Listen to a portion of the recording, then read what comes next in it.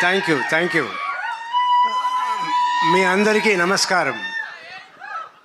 ఈ cinema first ఒప్పుకునేప్పుడు, కథ విన్నప్పుడు నేను చాలా కథలు విన్నాను.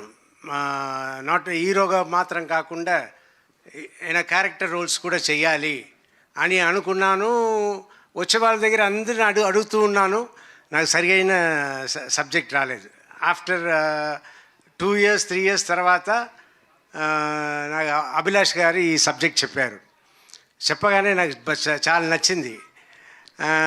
కానీ అయ్యో, మనం సర్వానంద్ గారి సినిమాకి వెళ్ళి చేస్తున్నాము, మన సెకండ్ హీరోనే కదా అన్నట్టు అనుకున్నాను. తర్వాత నేను, నా పిల్లలు, జీవిత అందరూ మాట్లాడుకుని, అవును మీరు చెయ్యాలనుకుంటున్నారు, అలాగే ఉంటుంది, చెయ్యండి అన్నట్టు చెప్పి చేయించారు.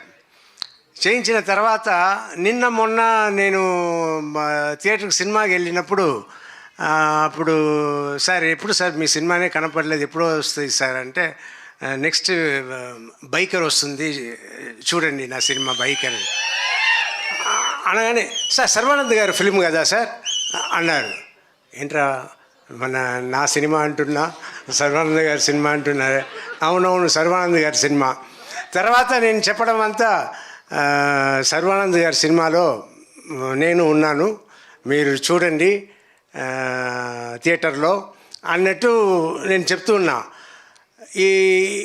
ఇది కొత్తగా ఉన్నా కూడా ఇప్పుడు దిల్ రాజు గారు, బన్నీ వాసు గారు వీళ్ళందరూ మాట్లాడడం చూస్తే నాకు చాలా సంతోషంగా ఉంది. ఒక పక్క అయ్యో సెకండ్ లెవెల్కి వెళ్ళిపోయామే అన్నట్టు అనిపిస్తుంది. కానీ మా అమ్మాయిలు ఒకటే అన్నారు, డాడీ అదంతా ఇంత ముందు డాడీ, ఇప్పుడంతా లేదు, అందరూ ఒకటే, సో మీరు సెకండ్ లెవెల్ థర్డ్ లెవెల్తో అనుకోవద్దు అని నా పిల్లలు అన్నారు. సో ఇప్పుడు నేను అడ్జస్ట్ అయిపోయాను.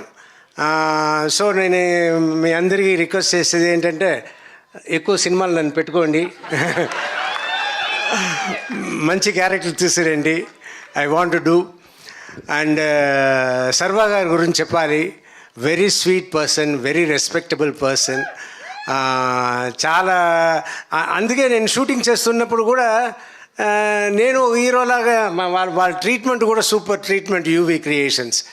నేను ఒక హీరోలాగానే వెళ్ళాను, హీరోలాగానే వచ్చాను, ఆయనను ఒక హీరోలాగానే నన్ను చూసుకున్నారు. It's great, everything is great and waiting for the release April 3rd. Thank you.